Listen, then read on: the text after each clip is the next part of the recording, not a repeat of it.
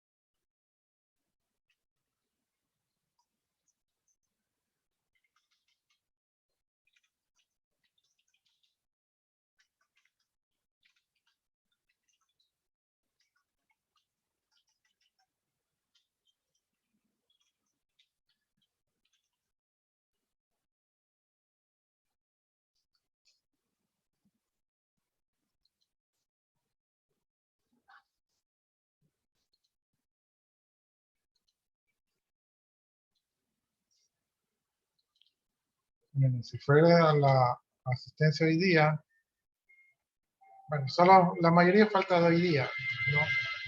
Aquí veo que el primer día, ¿Te puse asistencia, ingeniero? Hola, buenas noches, ingeniero. sí, buenas noches. Yo ya puse asistencia recién, pero aquí está un signo de interrogación. Si usted tiene signo de interrogación, quiere decir que no la ha registrado. Ah, pero recién me salió que sí.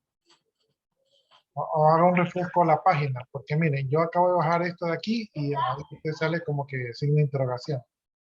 Oh, Dios, así me pasó la otra vez. Listo. Yo ya la puse, ingeniero, Chaguay.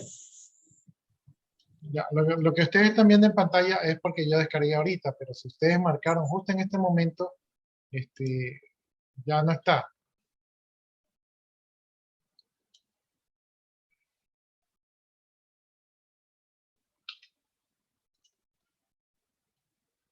Ya, lo que pasa es que yo aquí me aprovecho para sacar la lista para armar los grupos.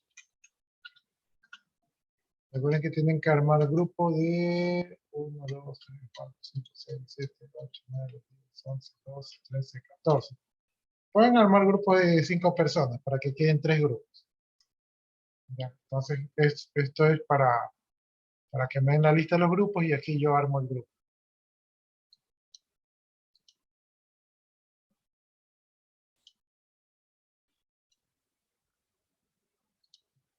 Los que recién ingresaron, no se olviden de poner los dos apellidos y los dos nombres y marcar la asistencia. Vamos a revisemos el tema de la asistencia. Aquí.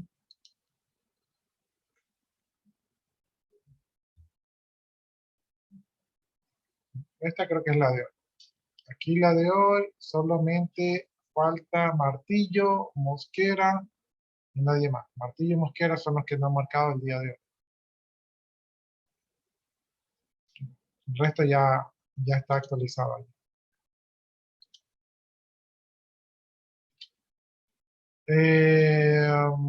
Bueno, entonces continuemos con la clase. Ya, la última vez, déjenme regresar un poquito en el pasado.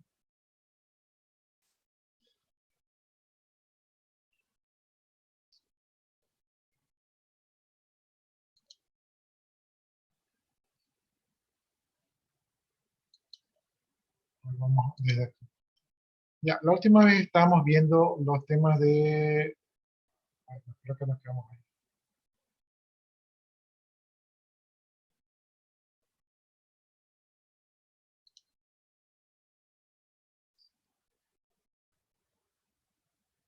Todavía siguen llegando. Ya, la última vez habíamos visto los temas de seguridad física, fue el último tema que habíamos visto. Antes de este habíamos visto, sí, digamos en seguridad física. Ya, entonces lo que habíamos visto es que tenemos que preocuparnos de ciertos factores que podían ocurrir, o sea que no solamente tenemos que ver el tema de la seguridad digital, sino que también podrían haber temas del medio ambiente o de diseño del área informática, ¿no? En este caso, entre las cosas que tenemos que ver es la restricción del área de cómputo, ¿verdad? También vimos que podemos implementar restricciones en las impresoras, también vimos que teníamos que poner detectores de humo, de movimiento, ¿verdad? Dentro del centro de cómputo, también el tema de los extintores, y también ver el tema, por ejemplo, de qué pasa si hay una inundación o una lluvia fuerte, o sea, tener todos nuestros equipos protegidos, también el tema de las ventanas, y si es que está en una zona de tormenta, es el tema de los pararrayos, ¿no? ¿Saben qué? Me acabo de acordar de algo, déjenme ver si lo encuentro, denme un minuto para ver si encuentro un video de algo que me pasó.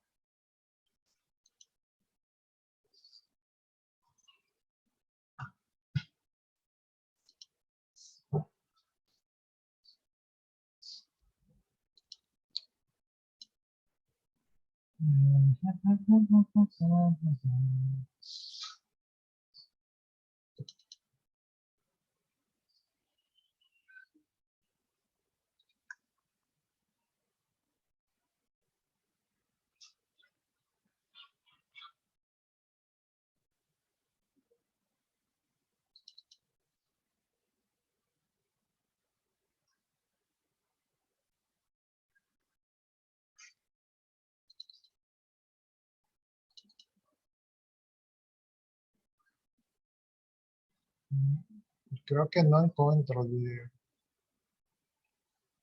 Pero justo estaba hablando de ese tema y me acordé de algo.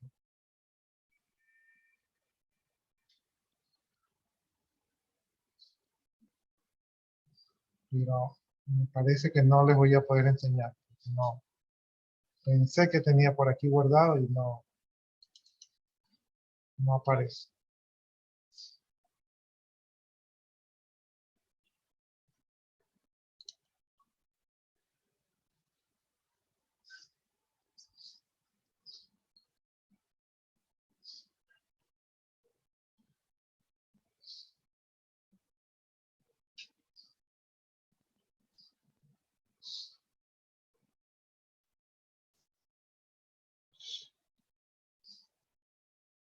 Bueno, les cuento que una vez yo estaba en un área de trabajo, ya que no tengo el video, me va a tocar contarles. Y en esa área de trabajo resulta que había unas lluvias fuertes. Esas lluvias fuertes que a veces nos suele sorprender los inviernos. Y yo estaba tranquilamente trabajando o sea, y ya me había pasado algunas ocasiones en que al día siguiente que yo llegaba al sitio de trabajo, encontraba todo el piso mojado. Y obviamente el piso mojado, y estaba en un tercer piso. Entonces el piso mojado era peligroso. Entonces, como era peligroso, yo tomaba la precaución de levantar los equipos, de no dejar los cables en el suelo. Pero como les digo, eso era un poco, o sea, todos los días había que trapear, ¿no? Y yo no entendía de dónde se metía tanta agua. ¿Sí? Bueno, un día estaba yo trabajando hasta tarde y me cogió la lluvia allí y de la pared, o sea, de la pared, no del piso, ni de la ventana, sino que de la pared de un tomacorriente eléctrico comenzó a salir el agua. Por el tomacorriente eléctrico comenzó a salir agua así, y con presión, ¿verdad? Entonces ahí yo había grabado ese video, ¿verdad? Y después llamé a la parte administrativa para que verifiquen qué era. Y resulta que había una tubería de la terraza, se había tapado. Y entonces, como se había tapado,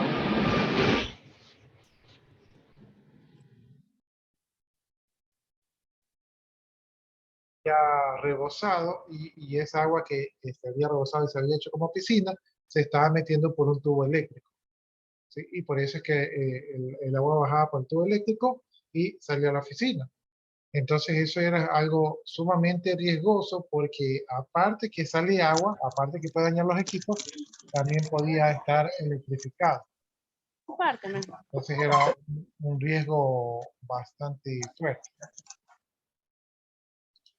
Entonces eso es lo que tenía el video, pero no lo encontré. Y como estaba viendo el tema de las lluvias, entonces quería indicarles pues de que sí es que es verdad que la lluvia puede afectar y puede dañar los equipos.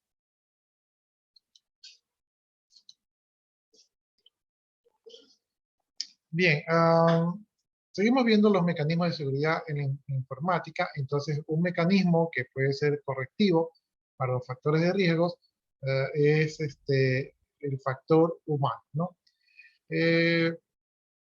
Lo vamos a ver más adelante, pero si hay algo que puede crear fallas es la parte humana, ¿no? Y para evitar esto de aquí, las legislaciones, bueno, en este caso esta es la legislación española, déjenme poner aquí la legislación ecuatoriana. Se ocupa, dicen, sancionar a las personas que incurren en cualquier delito relacionado con sistemas informáticos a través de, en este caso, no hay una ley especial contra delitos aquí en Ecuador, ¿verdad? Pero sí hay el Código Orgánico Integral Penal, ¿no? Entonces, a través de este código, se puede sancionar. ¿Cuál es el punto? A veces las personas pueden cometer fallas de seguridad voluntariamente o involuntariamente. Entonces, en las cosas voluntarias, pues, entra el Código Orgánico Integral Penal para aplicar la sanción, ¿no? Entonces, eso es algo que considera. Entonces, hay que tener muy en cuenta esto, por eso es que cuando en las empresas el reclutamiento del personal no solamente tiene que ser técnico, sino que tiene que ser una evaluación de los valores de las personas, porque, porque ahí hay fallas de seguridad. Un caso en particular, bueno, no he tenido casos fuertes en este sentido, pero sí he tenido casos de la falla humana. Les voy a comentar, por ejemplo, un caso que tiene que ver con seguridad informática, aunque no es un delito, pero que me pasó, ¿no? Resulta que yo trabajo en una empresa, digamos que esta sea la empresa, y esta empresa tenía comunicaciones generales, ¿no? Digamos que había comunicaciones aquí. Y digamos que aquí estaba el servidor y que por acá estaba un equipo de comunicación de un tercero. ¿Ya? Entonces se suponía que este equipo de aquí estaba conectado con este equipo de acá.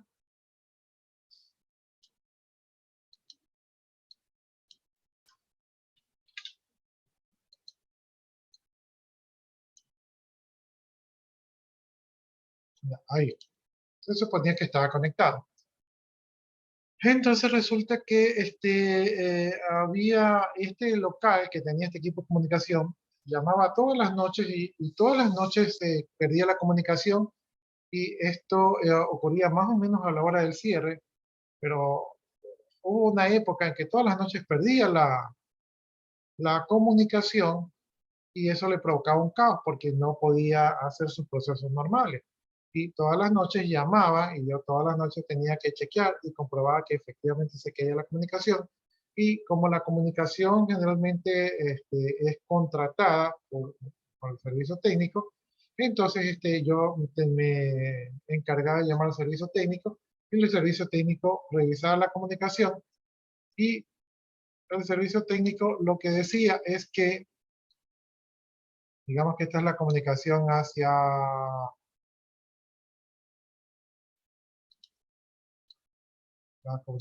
el internet, ¿verdad? Que por ahí pasamos todos. Este es el equipo del ISP, del proveedor de internet, y este es el equipo del cliente.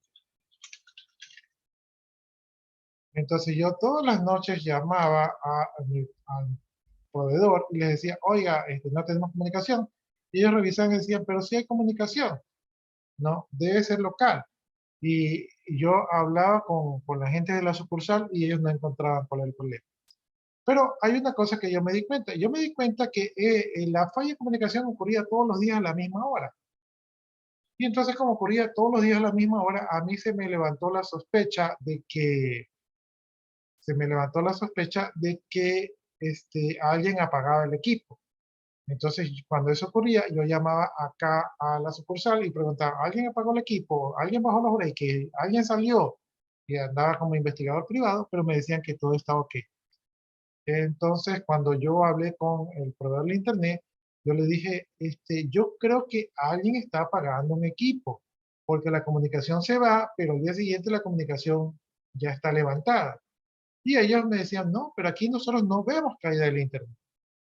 Bueno, resulta que, y esto también es importante para cuando ustedes hagan su distribución, resulta que nuestro proveedor de internet, para ahorrar la infraestructura, porque esto era en el centro de la ciudad, ellos habían puesto nuestro enlace de internet, lo habían puesto con el servidor de otro cliente que estaba, digamos, en la mitad del camino. ¿Sí? Entonces este es otro cliente. Ya, entonces, como yo les dije eso y como yo les dije, o sea, les indagué, yo serví el tráfico, entonces el ISP pues también eran interesados en que no ocurran estos percances, entonces ellos averiguaron también y resulta que esto yo no lo sabía, pero ellos sí tenían su diagrama, resulta que ellos a través de este equipo también daban servicio de comunicación a otro cliente. Y como la infraestructura en el centro es muy difícil, a nosotros nos conectaban a través de estos otros clientes. Aquí había una persona, ¿verdad?, que trabajaba allí, en ese local, y esta persona pues se iba todos los días después de un día de trabajo, se iba más o menos alrededor de las 9 de la noche, y entonces él como buen empleado apagaba todo porque no podía quedar nada prendido. Cuando apagaba todo, resulta que este equipo de aquí también lo apagaba. Y cuando apagaba el equipo de ellos, porque ellos decían, me va a consumir electricidad, resulta que nos cortaban el enlace a nosotros. Como este equipo no era el equipo del ISP, entonces el ISP, cuando verificaba su comunicación en el Internet, ellos decían, oye, pero sí tengo comunicación, ¿no? Ellos decían aquí, sí tengo comunicación, entonces debe de ser tú. Pero como yo estaba caído, acá como yo estaba caído, no sabían, ¿no? Entonces, averiguando, pues ellos averiguaron y ellos hicieron la gestión y encontraron que efectivamente el equipo estaba apagado. Y estaba apagado porque había una persona que apagaba el equipo, ¿verdad? Ustedes, como, como evaluadores de la seguridad, ¿qué pueden opinar al respecto? ¿Qué opinan de esta situación? ¿Qué es lo que está mal aquí? Que el proveedor no le da el servicio directamente. Eso, o sea, no había exclusividad, ¿no? Claro, porque, bueno, como dice usted, si no investigaba, seguía pasando. Claro, porque ellos tiraban un poco la pelotita. Entonces aquí el proveedor no garantizó, no hay exclusividad. O sea que el cliente podía pagar para que no le dé acceso a usted, así como estoy apreciando. Es que el cliente no sabía que nos estaba afectando. El otro cliente hacía lo que tal vez uno haría en su empresa. No voy a dejar una luz prendida. Esa es algo del ahorro. Pero entonces aquí una falla fue del proveedor, ¿no? Ahora, tampoco podemos culpar al proveedor porque si digamos que nosotros estamos en el edificio de al lado, para ellos era más fácil, ya tenían ellos un equipo allí, para ellos era más fácil pues hacer el huequito por la pared y que nosotros lleguemos a su equipo. O sea, para cablear el centro de la ciudad se tiene que sacar permisos y se tiene que hacer tuberías. O sea, es un trabajo en infraestructura elevado, que no se hace así nomás. Como para economizar los recursos, Ellos para utilizar mucho. economizar, el ingeniero técnico hizo eso allí. ¿Qué otra observación tienen allí? Ya que estamos en este Ingeniero, prácticamente puentearon, fue ahí, ¿no? Todo lo que era el cableado, o sea, no le pasaba directamente a usted, sino que estaba una persona intermedia, que a la hora de Como un que robo usted ahí. llamaba al servicio, a él compartíamos se el medio. llegaba. Exactamente, compartíamos el medio. ¿Qué otra observación tienen ustedes allí? A ver, pero usted dice que el servidor le decía que sí había internet. O sea, esta parte no me queda muy clara todavía. Ya, ¿Cómo, les cómo explico. iba a llegar el internet? Les explico. Los proveedores de Internet generalmente llegan a un equipo y los proveedores de Internet prueban de un punto a otro punto y entonces ellos cuando probaban, generalmente cuando ellos prueban desde el Internet hacia el equipo que les da salida. Entonces cuando ellos probaban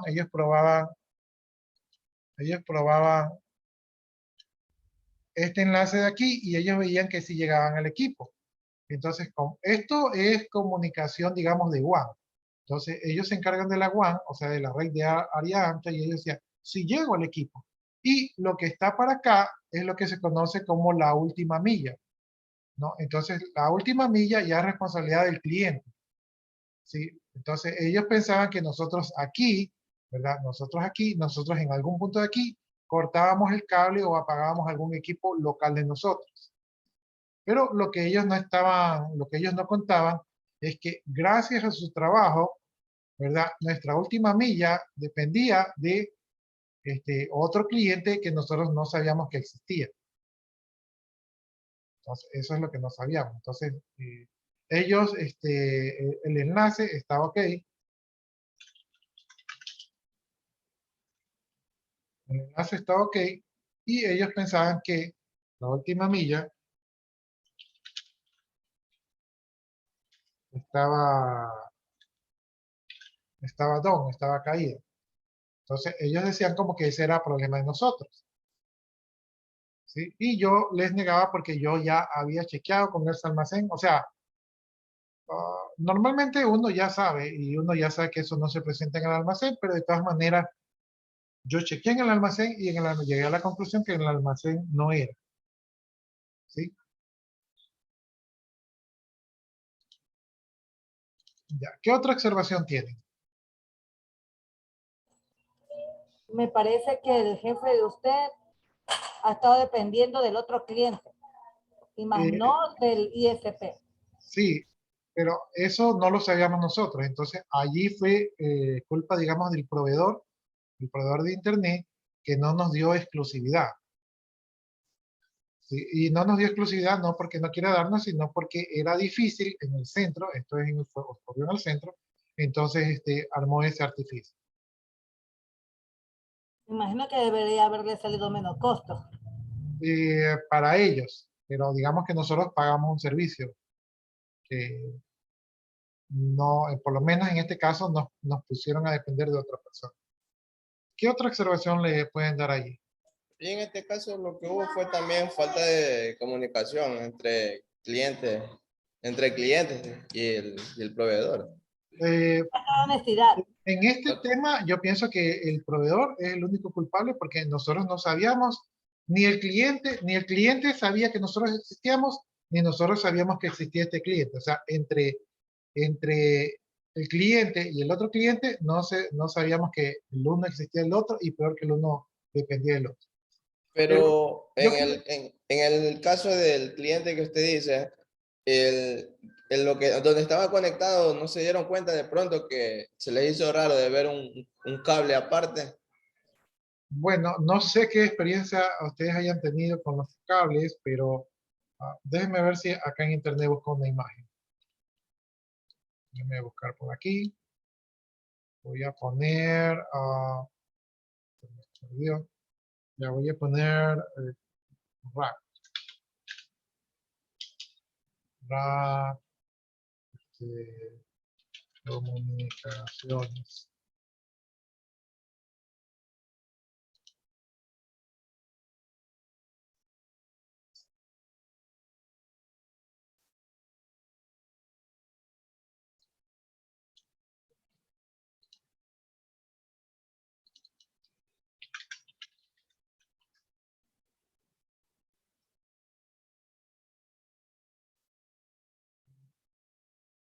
No encontré la foto que yo quiero, pero encontré una más o menos.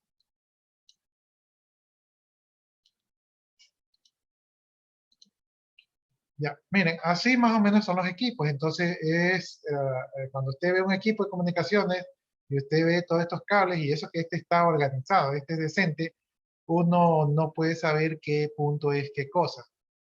Es difícil. Generalmente cuando usted tiene un centro de comunicaciones, usted tiene un diagrama.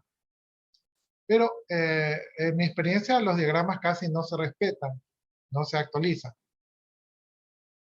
¿No? Entonces es difícil determinar, hay un punto que no es de nosotros. ¿No? Así son los cableados. Miren. Entonces es difícil saber, este cable no es de nosotros. ¿Sí se dan cuenta? Es un poco Sí, sí, difícil. ya ahora sí ya la entiendo. Sí he Ajá. visto eso también. Ya, entonces por eso les decía que no es tan fácil determinar. Ya, pero realmente lo que yo quiero o lo que yo quería llegar, al punto que yo quería llegar, es cómo una persona tiene acceso a los equipos, porque de todas maneras, aunque esto sea otro cliente, no cualquiera debe tener acceso a los equipos y poder apagarlos, porque los equipos que ellos apagaban eran equipos de comunicaciones, que generalmente no se apagan, ¿no? Entonces, por el lado de ellos, yo veo el acceso a zona de comunicaciones. Entonces, ese es el punto tal vez que yo quería que también se den cuenta. O sea, hubo un problema al proveedor, pero también hubo un problema al equipo de la zona de comunicaciones. ¿Sí? Por otro Sí, lado, pero eso es falla técnica de la misma empresa ya. o Que dejarle sea, eso a ellos. criticando al otro cliente, ellos no deberían apagar los equipos de comunicaciones. De hecho, no los apagaban. Y hubo una persona que tal vez fue nuevo o fue contratado. Entonces esta persona dijo, oh no, esto está consumiendo electricidad y los apagaba. O sea, esta persona, por buena fe, quería ahorrar electricidad. Pero generalmente cuando hablamos de equipos de comunicaciones, estos no se deben de apagar.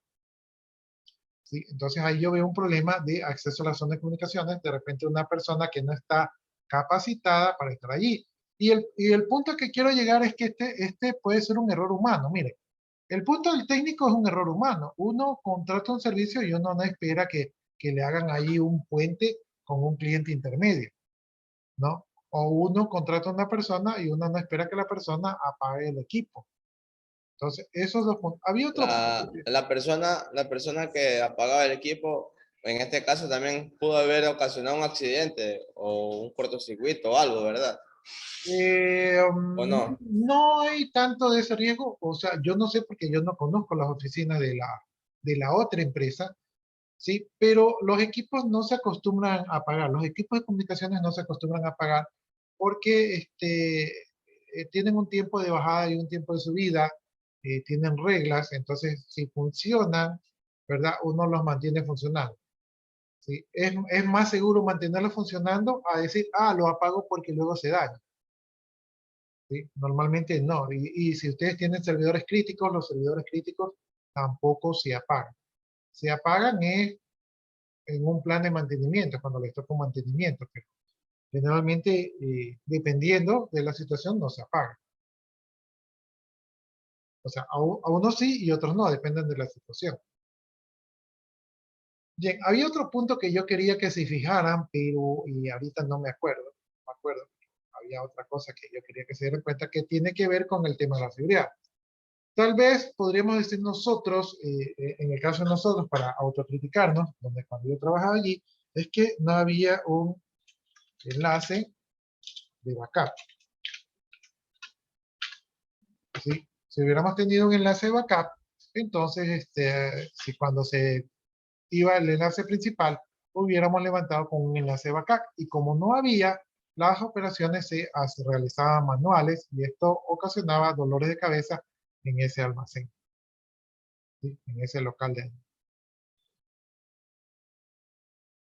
Ya, entonces, como ustedes ven, pues aquí la mayoría de estos temas, o sea, los tres temas no son culpa de la naturaleza, no son culpa de un hacker, ¿verdad?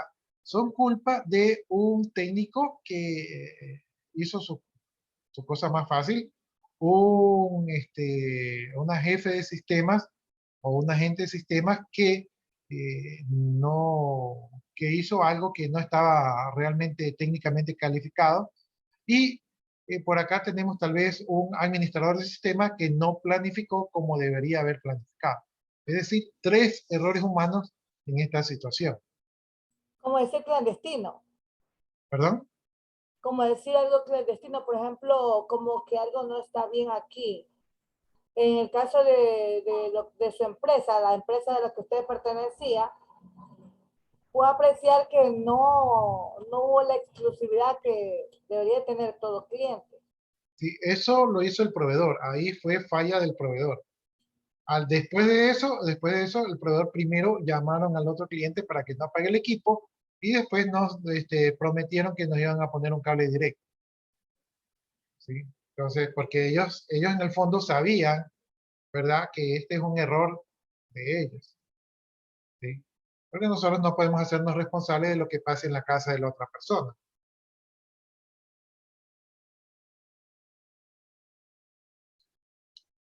Ingeniero, pero ¿por qué ellos tenían acceso directo a esos datos? No deberían hacer así. ¿Quién tenía acceso directo? Prácticamente porque no es la empresa, prácticamente. Es por lo que en la situación en la que lo desconectaban, porque prácticamente como es la empresa interna, o sea, ellos como usuarios no deberían tocar eso. Más Eso, que el modem que le dan a ellos, bueno, eso sí. eso es lo que les digo, que allí hubo un problema de que una persona nueva tuvo acceso a la zona de comunicaciones y que por lo general no se apaga la zona de comunicaciones.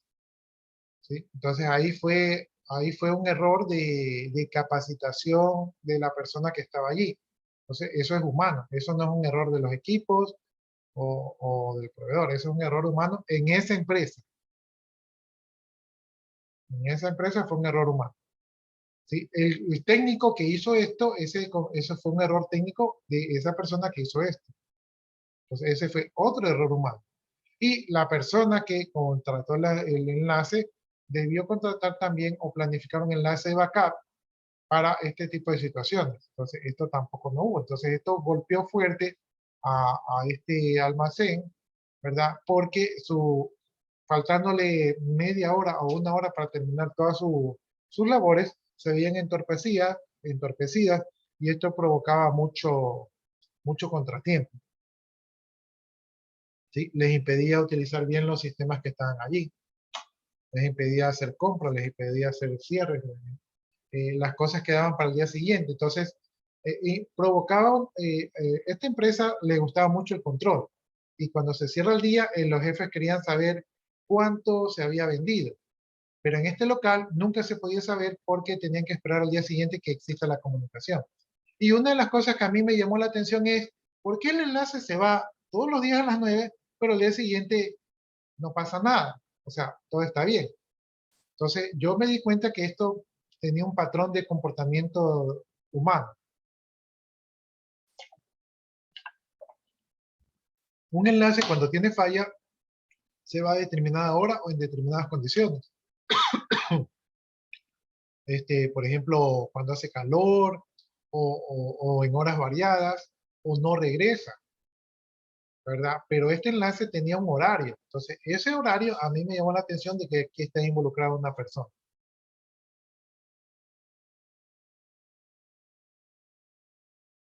Sí, es joven.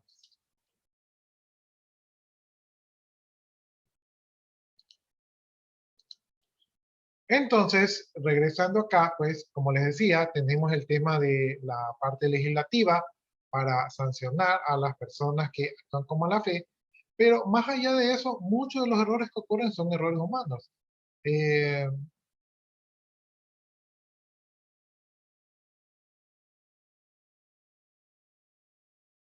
A mí me ha pasado, porque no siempre uno trabaja en un área grande de sistemas, a mí me ha pasado que yo tenía usuarios que venían, o sea, me visitaban, y como los usuarios accedían a sitios de sistemas donde no deberían ingresar, tenía usuarios que de repente decían, ¿pero qué es este cablecito? Y cogían un poco y lo desconectaban del rack y hacían caer la red.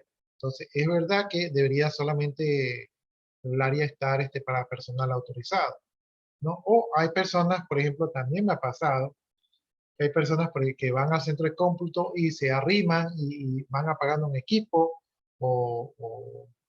ocurren muchos accidentes realmente y ocurren porque yo los he vivido, ¿no? Entonces ese tipo de cosas suele pasar.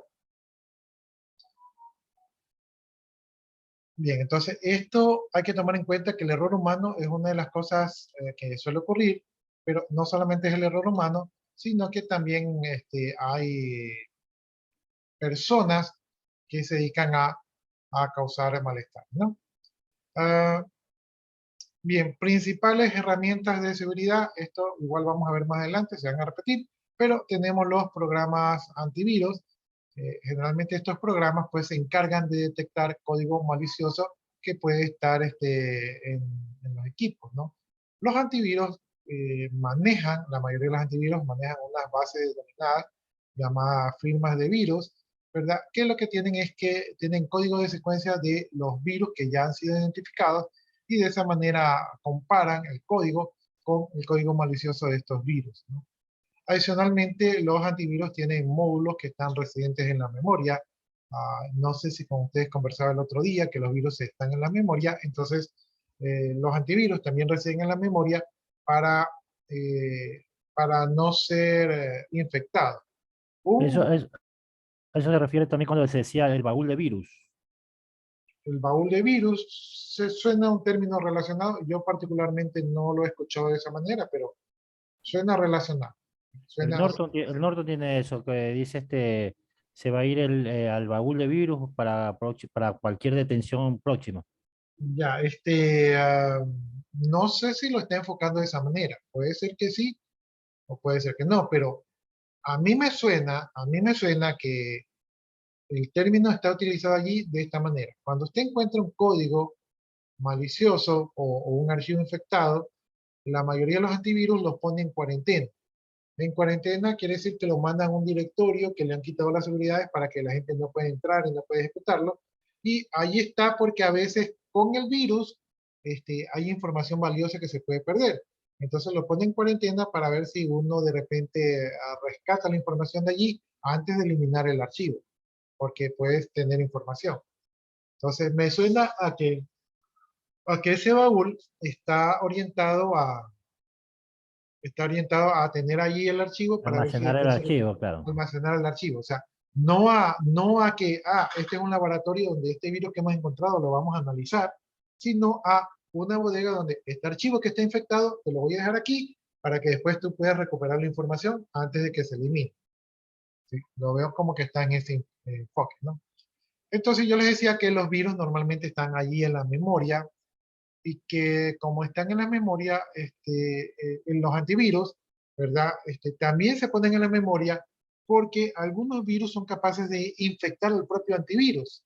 Entonces, un antivirus que yo lo cargo cuando quiero desinfectar la máquina, si ya está infectado, el antivirus se carga con la infección, limpia la máquina y luego todo se vuelve a reinfectar.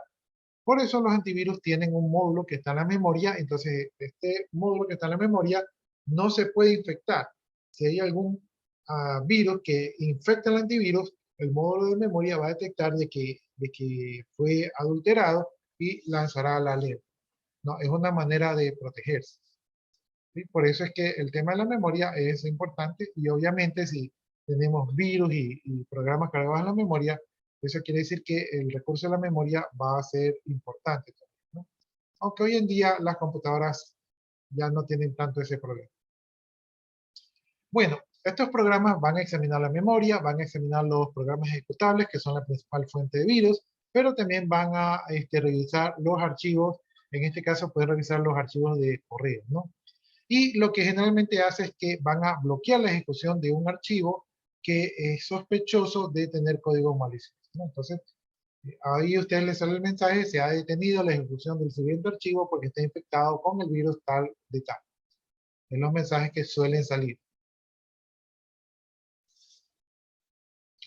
Bien, una cosa que antes no se hacía mucho y que hoy día es importante para el tema de seguridad informática es que los antivirus tienen una base de datos con todos los virus que pueden afectar la computadora.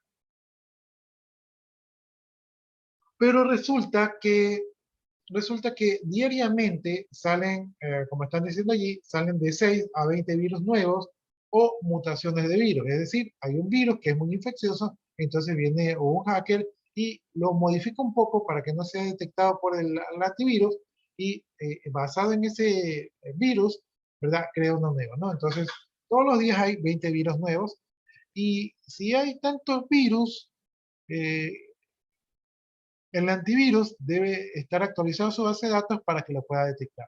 Si nuestro antivirus no tiene actualizada la base de datos, entonces el nivel de No seguridad sirve de nada. baja. Sí, o sea, servirá para los virus viejos, pero si hay un Los que virus nuevo, reconoce, pero como no lo usted va a dice, son reconocer. claro. Ajá, y es una debilidad. Por lo tanto, en este tema de las seguridades, ¿verdad? Cuando ustedes estén en una empresa, el tema primero de que las computadoras tengan antivirus es un tema primario y el tema de que los antivirus estén actualizados es un tema importante, ¿no? De allí que hay ciertas empresas como Kaspersky que tienen ya no solamente un antivirus, sino que tienen un centro de virus, un centro de antivirus.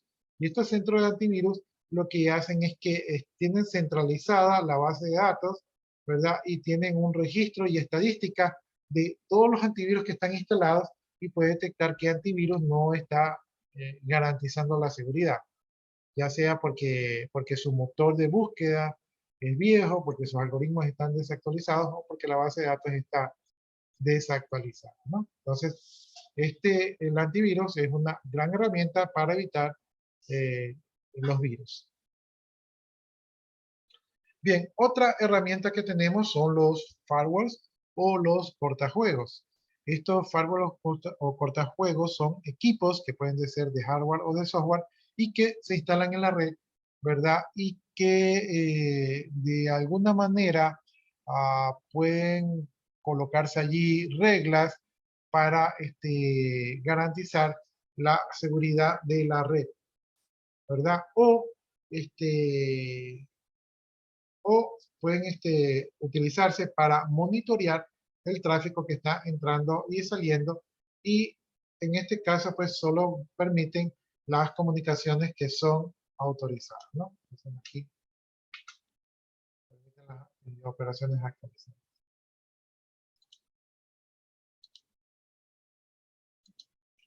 En el caso del ejemplo que yo les estaba comentando, el equipo del ISP vendrá. El equipo del ISP es un equipo que está conectado al internet, entonces es aquí, en este ISP, donde se puede poner un firewall. ¿Sí? Entonces, este equipo que está aquí, que es el que tiene contacto con internet, es el que tiene que tener el firewall, y el firewall va a permitir, estoy con el tema del teclado, cambia. Ya, el firewall va a permitir filtrar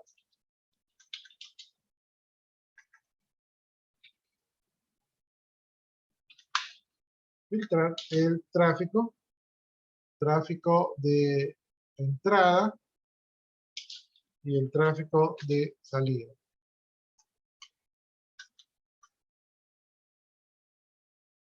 ¿Ya? Entonces, estos equipos tienen esa capacidad y también tienen capacidad de monitoreo. Cuando yo llamaba al proveedor de internet, les decía que tenía un problema, ellos revisaban o monitoreaban el equipo para ver si estaba bajo ataque o si tiene alguna interfase caída, ¿no? Entonces, ellos cuando veían que no tenían nada, por eso ellos decían, no, el problema es en la última milla, ¿no? Y en esta última milla, digamos que la responsabilidad es del cliente. Entonces, aquí iría el cortafuegos.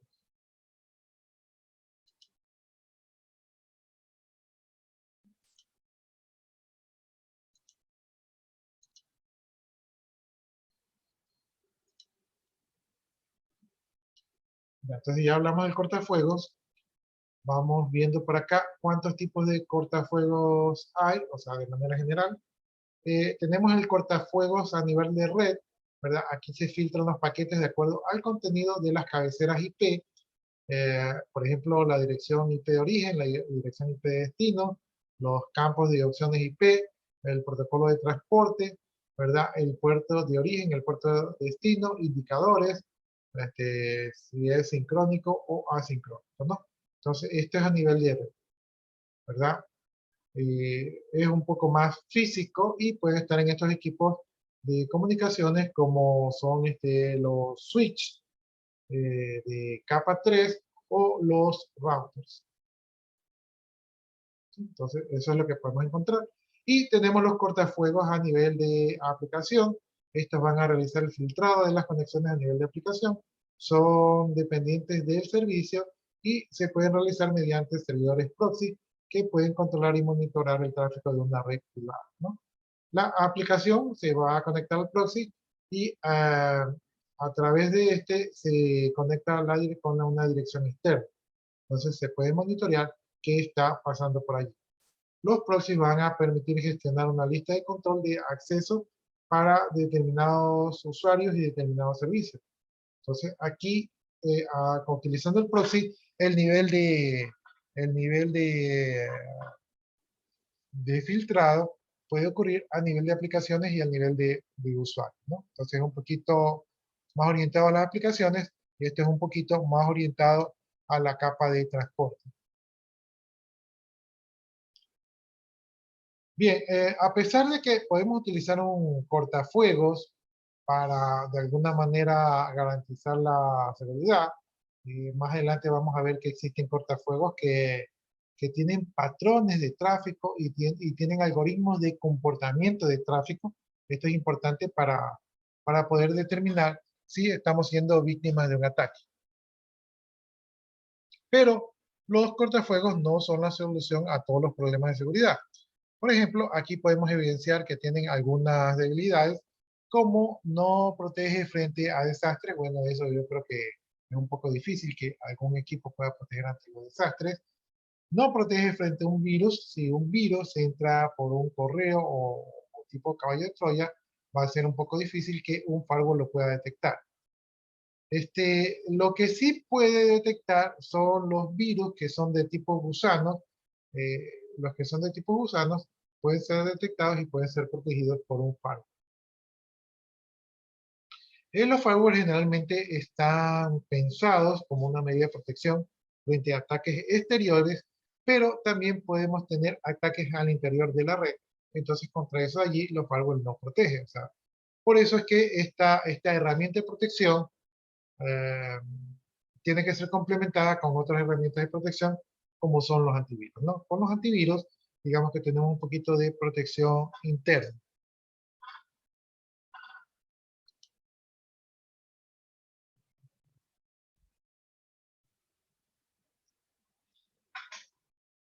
Bien, cuando estamos hablando de los firewalls, generalmente los firewalls, para poder implementar las medidas de seguridad o los protocolos de seguridad, nosotros en los firewalls tenemos que poner cierta política de seguridad y tenemos que determinar las relaciones que van a tener los usuarios y sus recursos. Es decir, tenemos que determinar qué usuario puede utilizar qué recursos y también cuáles son las diferentes posibilidades que pueden hacer, ¿no?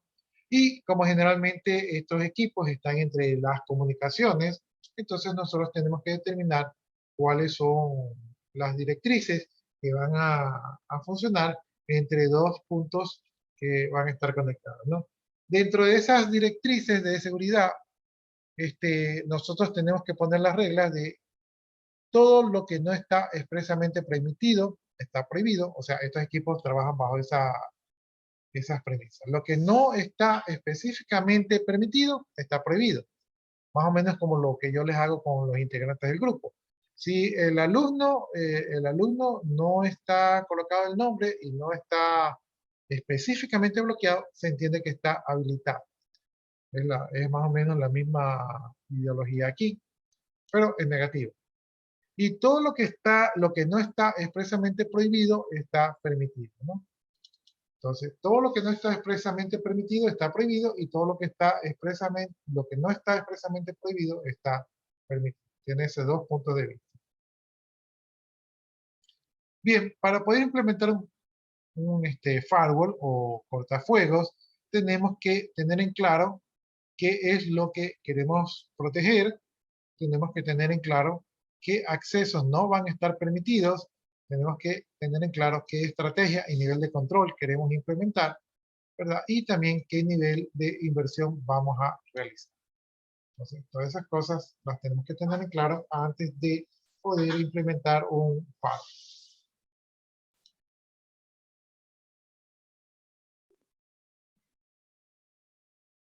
No sé si hasta ahí tengan alguna inquietud, pregunta.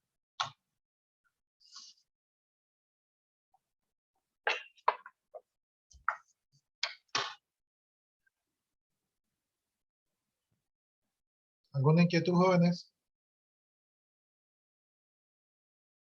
No, todo está claro. Ya, entonces, seguimos avanzando. Bien, vamos a ver otros mecanismos, ¿verdad?, de protegernos u otras herramientas. Tenemos, por ejemplo, los TCP Web Person. Estos de aquí son programas que van a permitir monitorear, ¿verdad?, y controlar listas de acceso para las conexiones de los servicios de red. Es decir, que los servicios de red no van a estar disponibles para todos, ¿no? Entre los servicios de red, pues tenemos, por ejemplo, el SysTag, el Finger, el FTP, el Telnet, el R-Login, el RSH, el Lexe, el TFTP, el tal, entre otros, ¿no? Entonces, estos son servicios de red que se pueden ejecutar, pero con este programa aquí podemos monitorearlo y podemos de alguna manera permitir, ¿verdad?, qué persona puede tener acceso a qué servicio. Entonces, cuando llega una petición a un determinado puerto, este programa, el Wrapper, va a verificar si esa dirección de origen, ¿verdad?, está permitida y va a revisar las reglas que tiene establecidas y decide si se va a dar acceso, si se va a dar permiso a esa petición o no. ¿Sí? Es algo así como cuando usted, digamos que si usted hace una fiesta abierta, entonces usted arma la fiesta, y si usted no pone control, ¿verdad? Vienen personas que no han sido invitadas y se meten, porque dicen, mira, ahí está la fiesta, nadie está preguntando nada, entonces se meten. Pero cuando usted arma la fiesta y si usted pone, digamos, a un guardián ahí en la puerta, entonces el guardia dice, a ver, déjame ver tu invitación. Y si no tiene invitación, si no está en la lista de los invitados, no deja pasar a las personas, ¿no? Así mismo funcionaría este programa, donde los servicios se tratan de conectar a un puerto, pero los programas verifican si esos servicios, si ese programa tiene permiso para utilizar esos servicios, y de esta manera ocurre un filtro. Bien, estos sistemas de detección de intrusos van a permitir también detectar ataques y proporcionan funciones, ¿verdad?, como la de la monitorización, es decir, que van a estar vigilando qué está ocurriendo en la red, ¿no? Entonces, estos equipos ustedes pueden ver, tipo monitor, qué está pasando en la red, de dónde se genera el tráfico, si están colapsados, si se está ocurriendo alguna cosa, ¿no? Entonces, esto es importante. Bien, van a dar el servicio de detección. Entonces, el servicio de detección lo que hace es que busca patrones de comportamiento que pueden ser configurables para detectar actividades sospechosas. Por ejemplo, de repente detecta que un programa está revisando todos los puertos para ver cuál le responde, o está viendo que hay un puerto que tiene mucha comunicación por mucho tiempo y que no hay un usuario asociado. Entonces, esto puede levantar las sospechas de estos programas de detección. Y a su vez la acción, ¿verdad? Estos son actualizaciones que se pueden realizar al detectar algún tipo de patrón o actividad sospechosa. Entonces las acciones pueden ser una simple aviso al administrador o puede ser también la denegación del servicio del usuario que está generando este tráfico, ¿no? Entonces esto lo realizan los sistemas de detección que se pueden poner para monitorar la red, ¿no? La mayoría de cosas que vamos a ver aquí están muy relacionadas con las redes y comunicaciones porque es por allí donde se hacen los ataques.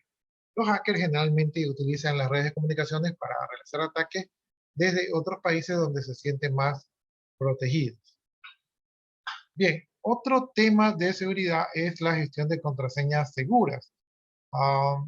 De nada sirve que yo tenga los equipos más sofisticados si de repente tengo debilidad con mis usuarios y de repente mis usuarios dejan la contraseña escrita ahí en la computadora o en un papelito pegado, ¿verdad? O alguien le pregunta, oye, ¿puedes ayudarme con esta transacción? Yo no puedo, pero usa mi contraseña, la clave es 123. Entonces, esos son errores humanos, ¿verdad? Y esa es una debilidad en los temas de seguridad. No solamente el tema de utilizar las contraseñas seguras, sino que el tema de que eh, los usuarios son una debilidad al momento de implementar estas herramientas. Entonces, no basta solamente con todas estas tecnologías, porque aún así la parte humana va a ser el eslabón más débil.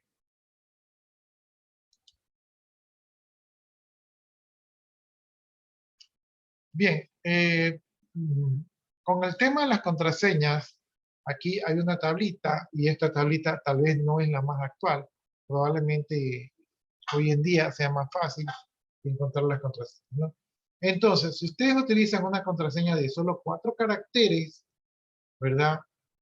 No importa si esos 4 caracteres son solo números, son letras en minúsculas, letras en mayúsculas y minúsculas, ¿verdad? O una combinación de letras y números, o una combinación de letras, números, mayúsculas, minúsculas y símbolos. Si ustedes utilizan solamente 4 caracteres, la adivinanza de la contraseña es instantánea, ¿sí? Entonces, 4 caracteres, no. 5 caracteres, tampoco. 6 caracteres y que ustedes utilizan 6 caracteres fuertes, se pueden demorar 5 segundos en encontrar su contraseña. 7 caracteres, ¿verdad? Y ustedes utilizan todas las medidas recomendadas de contraseñas fuertes, se demoran 6 minutos, ¿no? 8 caracteres, ¿verdad? 8 caracteres dice que se demora 8 horas en adivinar la contraseña. 8 horas ya es un tiempo que yo puedo proteger. 9 caracteres se demora 3 semanas, 10 caracteres se demora 5 años, 11 caracteres se demora 400 años, ¿no? Y con 12 caracteres y utilizando números, letras mayúsculas, letras minúsculas y símbolos, se puede demorar 34.000 años. Entonces, digamos que una contraseña segura podría ser utilizando 12 caracteres, ¿no? Ahora, dicen que una computadora cuántica puede adivinar cualquier clave, ¿verdad? En un par de minutos, ¿no? Entonces, si aquí, digamos que con el poder computacional actual, sería 34.000 años, pero a lo mejor con una computadora cuántica, esos 34.000 años que podrían quedar reducidos en un par de horas, tal vez 1 o 2 días.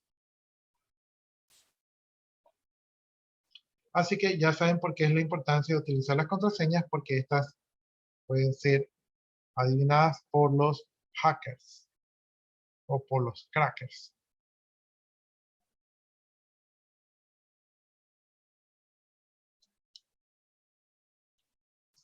Bueno, aunque ya se mencionó por allí, aquí están las reglas de la contraseña segura.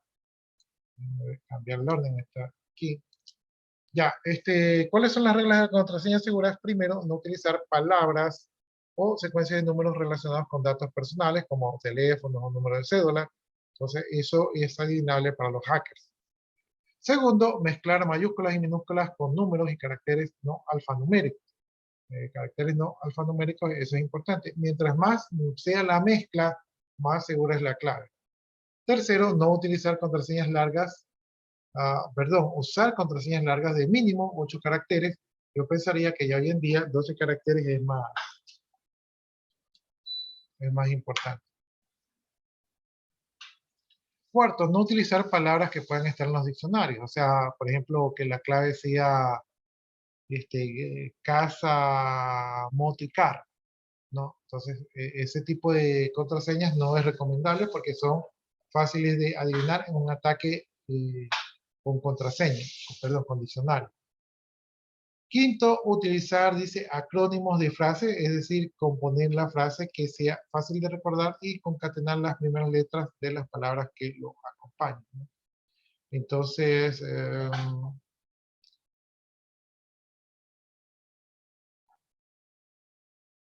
no sé, una clave podría ser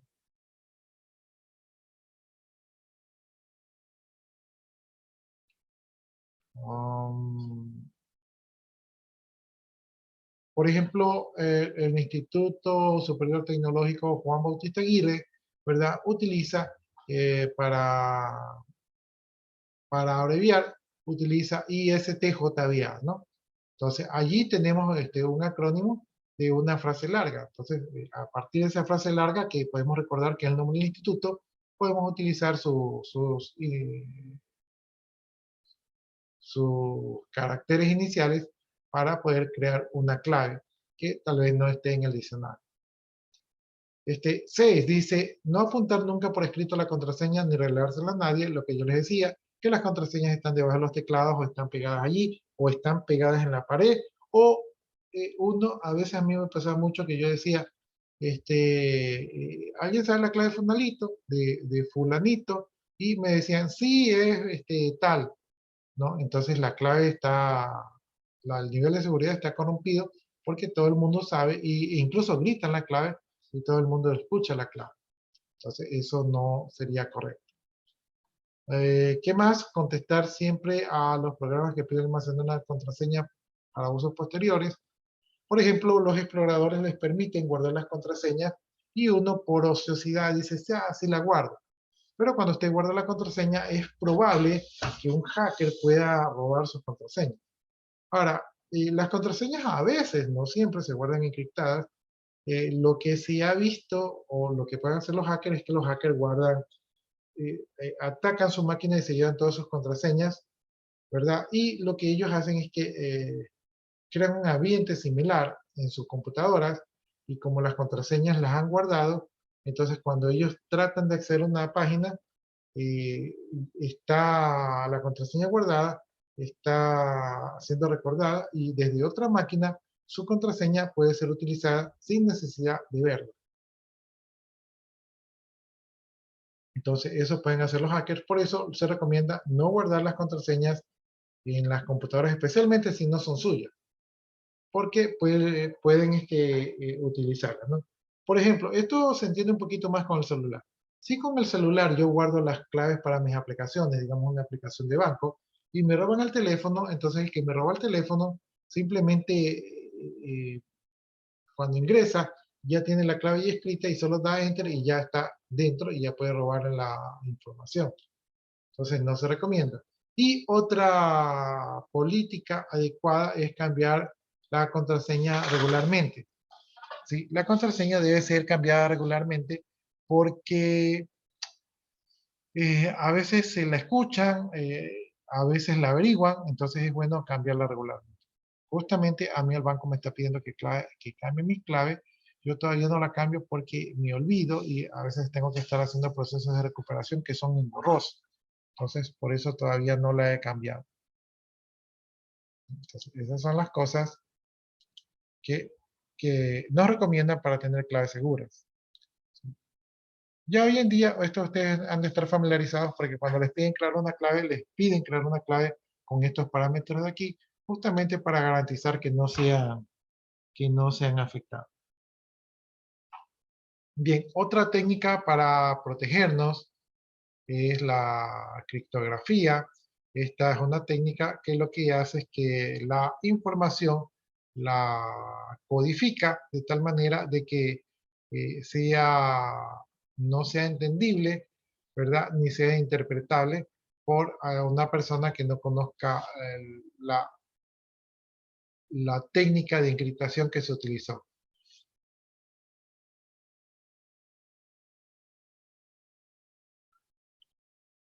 Ya, entonces, dentro de la criptografía tenemos sistemas con clave privada, ¿verdad? Que se denominan DES.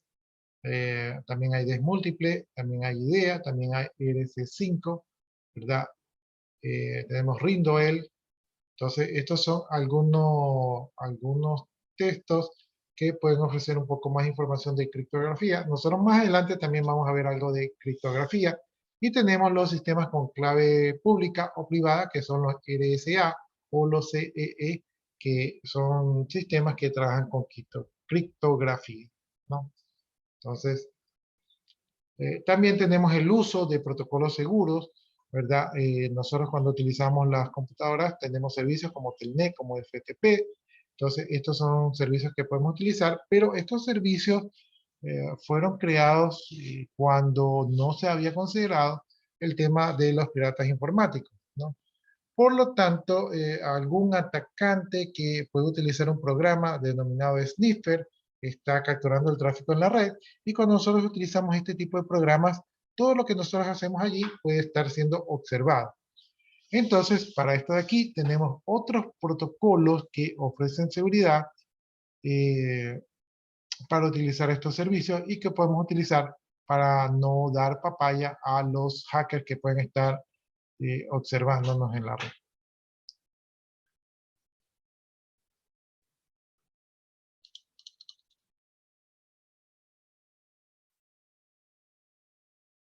Algunos de los protocolos seguros, ¿verdad? Tenemos el IPsec, que es un protocolo seguro.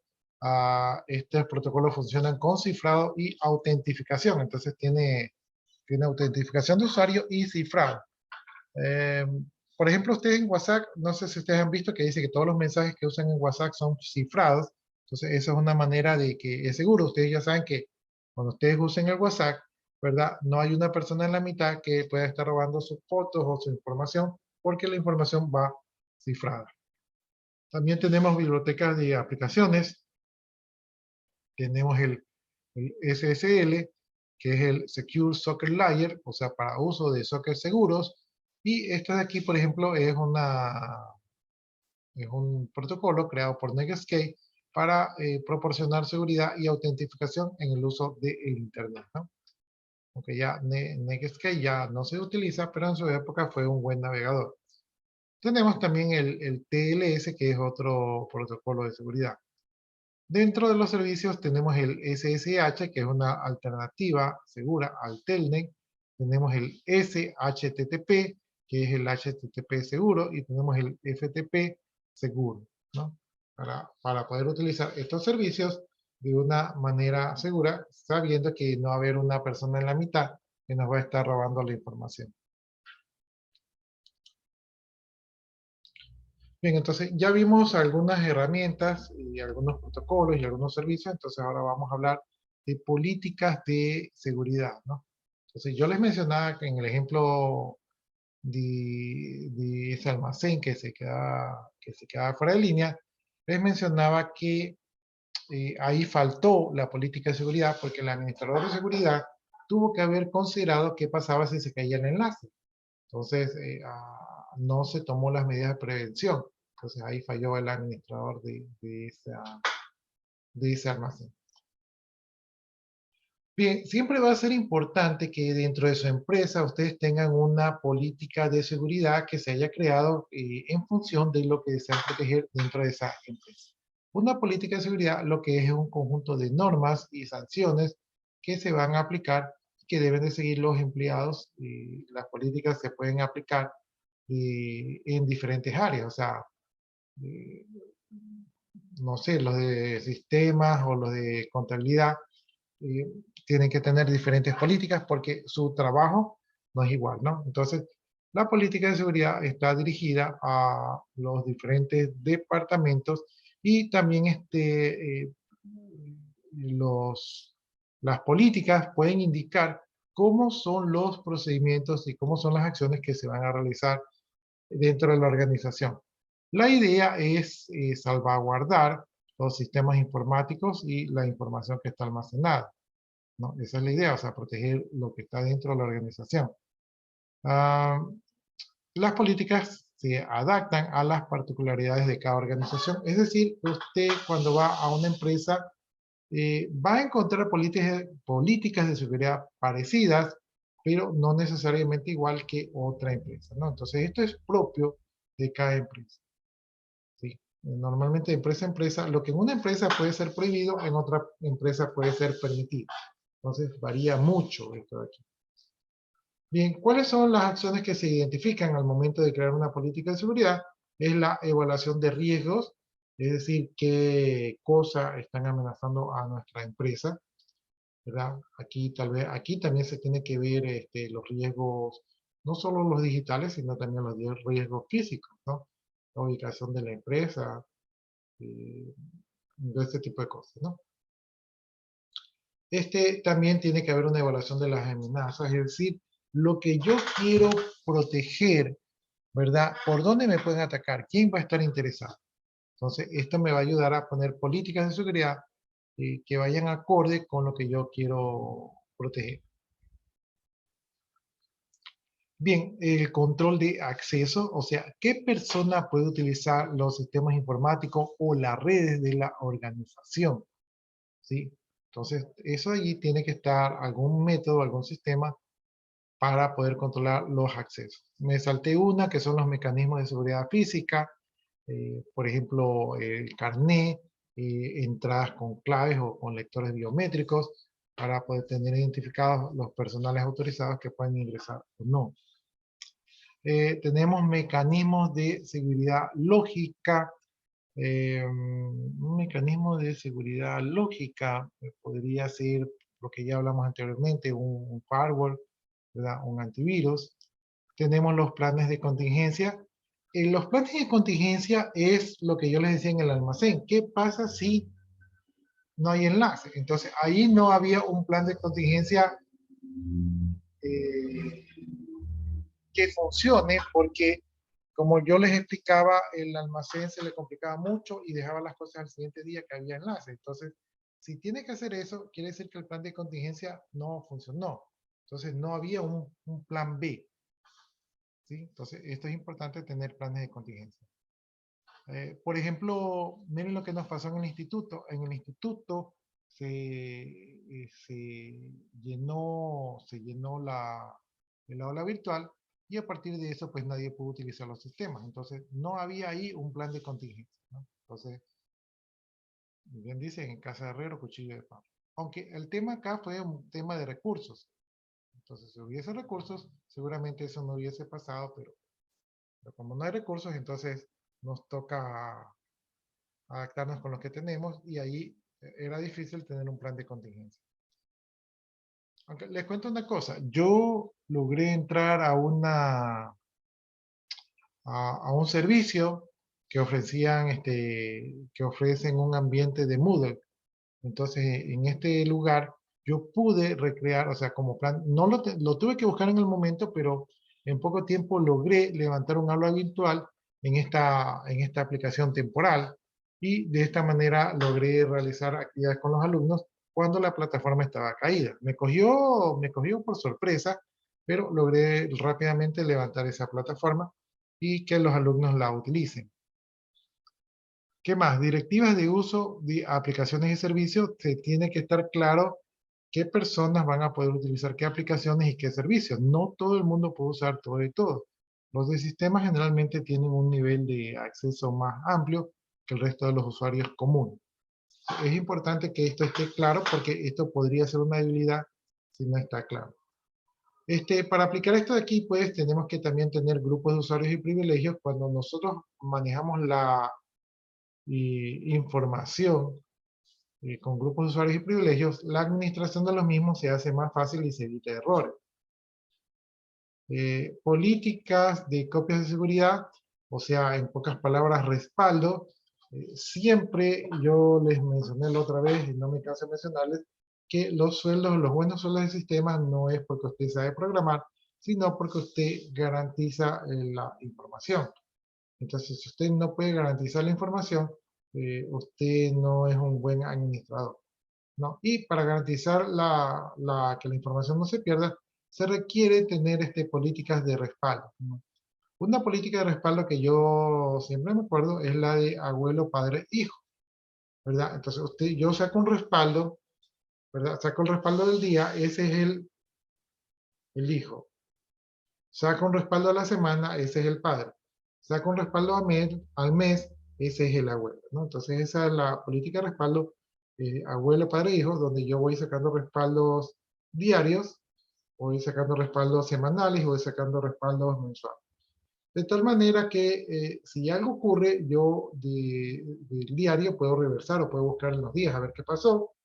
Semanalmente, si algo ocurre en la semana, puedo ir semanalmente, y si algo ocurre al mes, puedo ir a un mes de antigüedad para recuperar la información. Bien, y también tenemos, como política de seguridad, tenemos las auditorías. Las auditorías es un rastro que se deja para saber qué hizo el usuario, a qué hora lo hizo y cuándo lo hizo. Por ejemplo, les comento que en una institución educativa donde yo trabajaba, había una sospecha de que habían modificado una nota. Entonces, a través de los registros de auditoría, se pudo determinar que hubo un acceso no autorizado al sistema y que hubieron cambios de nota, ¿no? ¿Y cómo nos dimos cuenta, o cómo yo me di cuenta?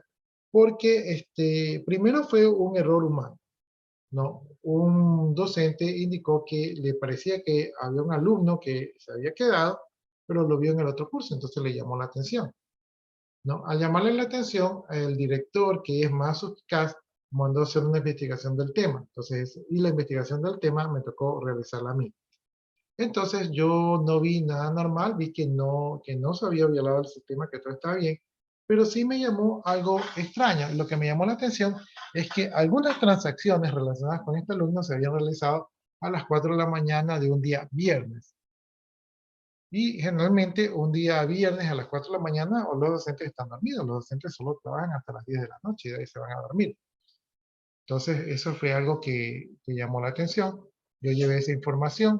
El docente no reconoció que él nunca se ha metido al sistema a esas horas, que él está dormido, ¿verdad? Y por la hora, pudimos detectar un grupo de alumnos que habían adulterado sus notas y lo hicieron a esa hora para no cruzarse con el docente. Entonces, esto es lo que había ocurrido.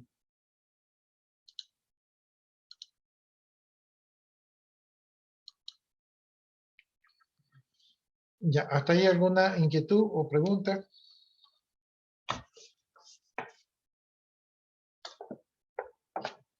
No, ninguna. No, ingeniero. Entonces, vamos a revisar este diagrama de un sistema de seguridad. Entonces, aquí está algo de lo que hemos visto, pues tenemos que revisar nosotros las posibles amenazas. Una amenaza podría ser, por ejemplo, una competencia que quiera revisar qué tenemos en nuestro interior o robar nuestras patentes o información o nuestros clientes. Entonces, eso es una posible amenaza, ¿no? Tenemos que ver las consecuencias, ¿verdad? De las cosas que se ocurren, ¿verdad? O sea, ¿qué pasa si algo ocurre? Tenemos que ver el tema ambiental. El tema ambiental tiene que ver con las cosas que están ocurriendo en el medio. Puede ser socioculturales, ¿no? Como también puede ser ambientales en cuanto al clima. Entonces, ambas cosas tenemos que ver, ¿no? Una cosa que me acabo de acordar ahorita, hablando de estas cosas del ambiente, es lo que ocurrió hace un par de años cuando la policía hizo huelga. Entonces, allí todo Guayaquil se hizo un caos y los ladrones estaban, 2 ladrones por esquina, ¿no? O sea, usted caminaba, le caían 2 ladrones, caminaba a la otra esquina y llegaban 2 ladrones más. Entonces, eso, por ejemplo, es un tema ambiental. Entonces, ahí, por ejemplo, las empresas cerraron, ese es un tema, cerraron por seguridad. Entonces, algunas empresas ya tenían políticas de seguridad para saber cómo proceder en estos casos, ¿no? Ahí tenemos que ver también los mecanismos de cómo vamos a implementar esa seguridad. Y como les decía, el factor humano también es muy importante porque a través de ellos puede ser una vulnerabilidad el factor humano, ¿no? Todo esto entra en una base de análisis de seguridad, es decir, algo así como una seguridad integral, ¿verdad? ¿Qué más se hace? Se hace un programa de seguridad. El programa de seguridad tiene un plan de acción, ¿verdad? Y también se generan procedimientos y normativas, ¿verdad? Y todo esto, pues, se debe de revisar en función de la base de seguridad, ¿verdad? Que ya se tiene.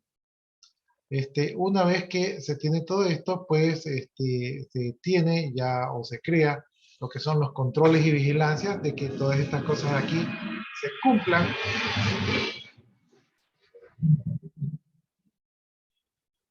Es decir, se está monitoreando de que todo esto de aquí se cumpla, y también se están generando registros de auditoría para poder chequear a futuro cómo estaban las cosas, o sea, si se hicieron bien o no. Los registros de auditoría pueden terminar en lo que se conoce como los log files o los archivos de log, donde está registrado todos los movimientos que ocurren en la organización, ¿no? También se puede realizar simulaciones para ver el comportamiento de todo este esquema de seguridad. Bien, aquí vemos que nos indican que el tema de las políticas de seguridad no es algo estático, no es que yo hago las políticas de seguridad y ahí me olvido, sino que este es un tema dinámico que hay que estarse actualizando permanentemente. Porque las situaciones, la gente cambia, los intereses cambian, los puntos de interés cambian. Entonces, la política de seguridad tiene que estarse actualizando en cada momento, ¿no?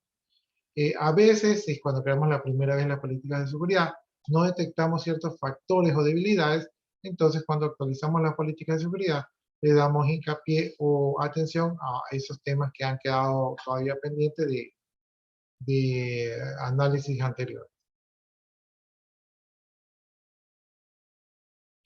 Bien, los temas de política de seguridad son muy importantes, pero en algunas organizaciones estos sistemas, estos manuales no se utilizan, ¿verdad? Se caen en desuso porque a veces la gente está apurada y las cosas se tratan de hacer un poco más dinámicamente, pero se comete el error de dejar de lado este tema aquí de la seguridad, que puede ser importante.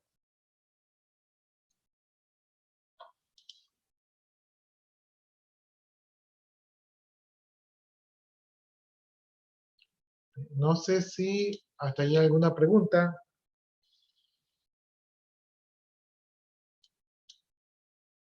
Sí, sí les comenté que me vacuné hoy día, ¿no?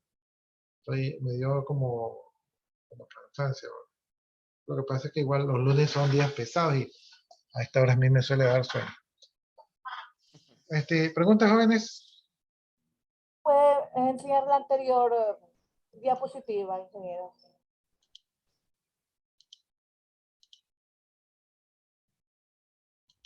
Sí, eso. Ya, esta de aquí.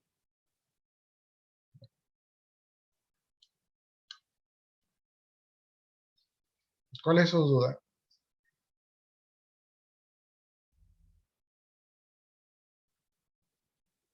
Donde dice, no entiendo lo que es log file, eso. Log file es un archivo transaccional, donde se va almacenando todo lo que ocurre en el sistema, ¿no? Le pongo un ejemplo. Yo voy al cajero automático y hago un retiro. Voy al cajero automático y hago un depósito.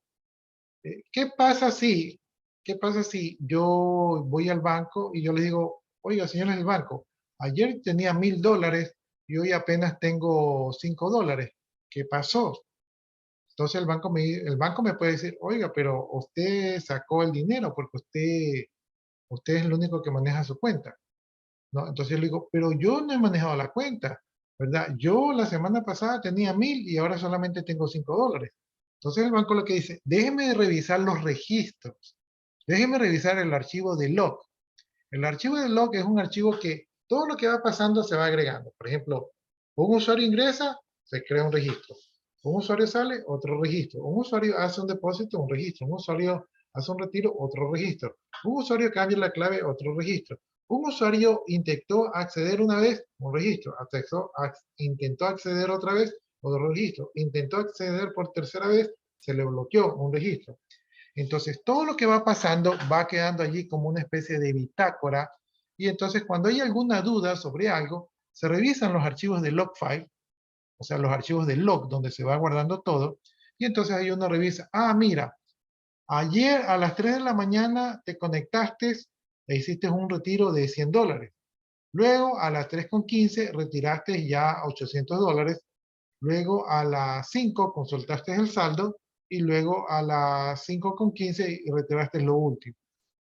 Entonces, ¿cómo nos enteramos de eso? Porque existe un archivo de auditoría, un archivo de log, donde se está registrando todo lo que pasa por el sistema y de esta manera nosotros podemos armar un histograma de las cosas que han ocurrido, ¿no?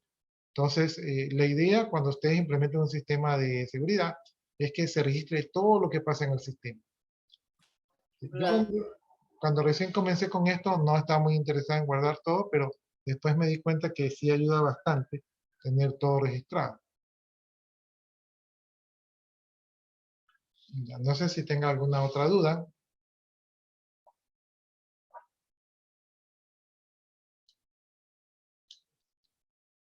Ya, entonces nos vamos a quedar hasta allí. Creo que hasta esta es la hora, ¿verdad?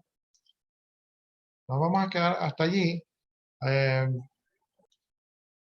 No se olviden de tener para la siguiente clase ya creados los grupos, ¿verdad? De máximo 5 personas para poder mandar actividades.